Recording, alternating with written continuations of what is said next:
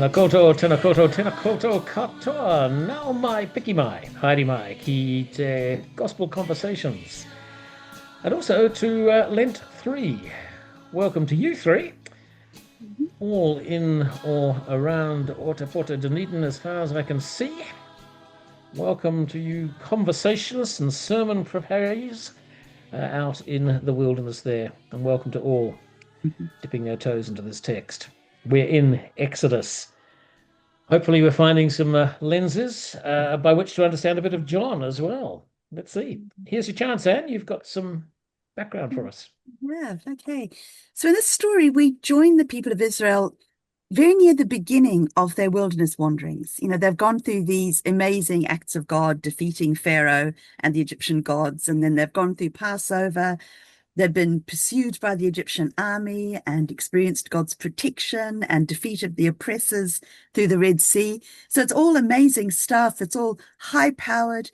And as a result, you know, they sing songs of praise. And then they turn around to face their new life and they find a desert. And that's their situation. And it's tough and it's bewildering. You know, why take them from slavery into a desert? So is freedom with no food or water better than slavery with food? And the message of the Bible is that, yes, it is. I think when you look at the way the prophets refer back to this Exodus story, it's looked back on nostalgically as a time of special closeness to God, because it was there that Israel was forced to realize that everything that brought life was a pure gift of God. So while they had the River Nile flowing past, it was easy to forget that water came from God. But in this scene, there's no doubt.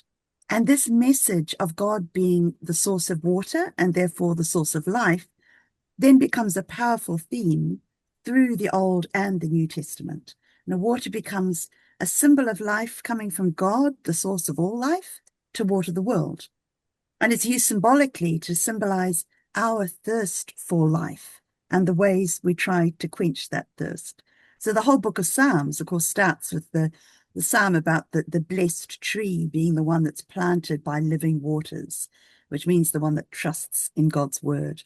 Hugely important theme in John. Today's gospel, the woman in the well, you know, she needed far more than the water in the bucket could provide. She needed her thirst for life after years of pain and disappointment and futility. She needed that met. And the living waters only found in the source of all life. But sometimes, like the people of Israel, it's only when we're in the desert that we realize it. Rediscovering, I guess, our dependence on God might be a theme that emerges. John, talk to us about challenge in this passage. Well, here, as Anne has highlighted, was Israel thirst. They're brought out of Egypt, they're liberated, but we're going to die of thirst. What did you do this for? Why are we here? Did they trust God? Do we trust God? The challenge, is God with us or not? And here's a challenge to get in touch with what we really legitimately thirst for. You know, will there be oil in the jar when we need it? Do we thirst for certainty? Am I going to get all these jobs done? Or approval I could do with some thanks? Or control, I can do it better than you? Or thirsting for love, I'm sick of being criticized. The challenge here is, can we trust God for what we legitimately need? And will God help us sort out what is the legitimate need? Thirsting for love. Alec, tell us what you find challenging. I'm always keen to charge off into the wilderness looking for the new way and the way forward and the bits and pieces. What I find challenging is that I then also find myself amongst those who are the whingers, who are saying, it's all very well charging off into the desert, but now I'm dying of thirst. And so for me, that's a challenge, is that whilst I want to be moving into the place which offers the new opportunities and the hope going forward, I still find myself amongst those who complain about it when I get what I want. All right, that's very honest. Thank you. And the challenge after. Yeah, possibly picking up also on that theme of the challenge of change.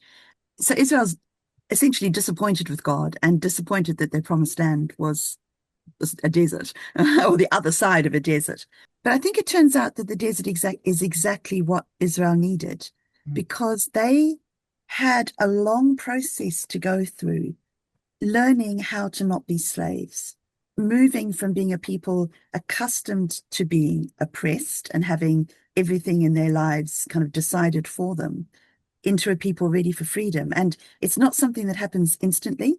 If you've had anything to do with prisoners, you'll know how the idea of freedom can be terrifying to long-term prisoners who've become so accustomed to having all their decisions made for them and controlled routines and limitations, that to leave that cocoon and be let loose in the endless openness of the world can be scary. And I think any newborn baby tells us the same thing. So what made no sense to Israel, what seemed to be God leading them into a lifeless land, was actually what they needed in order to have time and experience to grow into their new life. So I guess the challenge is just how challenging growth and change can be, and to trust that even in the desert that we might go through on the way, the living water is still there for us. Okay, thank you. And I remember well coming out of a quite strict school that, not me, of course, but many of my colleagues went wild as they hit university. So Not even you. more so than not me, not me, definitely not me. Now, all right, well, let's find the good news. Alec, talk to us this time about good news. Well, for me, the good news is that even though Israel found themselves in this awkward situation, and we ourselves in our lives in the parallels find ourselves in these awkward situations, and we find that we are whinging and not being grateful, God never joins in by calling us whingers and telling us to get on with it. God actually patiently listens to the complaints or the concerns or the worries or the fears or the growth that it is that we need to do, and loves us by then providing us those bits and pieces that we need so that we can continue into the wilderness, continue to find the path into what happens next.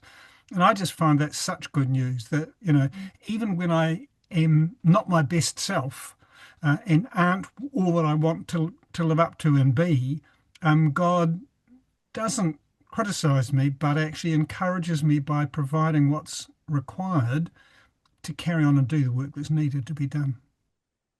Thank you. I love the phrase God's gracious forbearance, which I hear in what you're saying there. John, good news. Following on from Alec, the good news is God is not put off by complaining and grumbling. There is that sense that grace is not about deserving.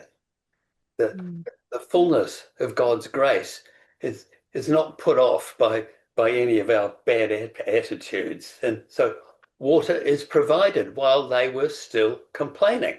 So it's wonderful, the grace of God. And in John, Jesus' encounter with this woman with her life thirst, and he crosses boundaries of gender, race, ethnicity, religion, morality, whatever, and offers her living water. So again, grace is not about deserving. So the good news, what I'm hearing is that whatever's going on, Jesus will meet our thirsts, and that fundamental thirst for life in all of its fullness. Or grace is not about deserving.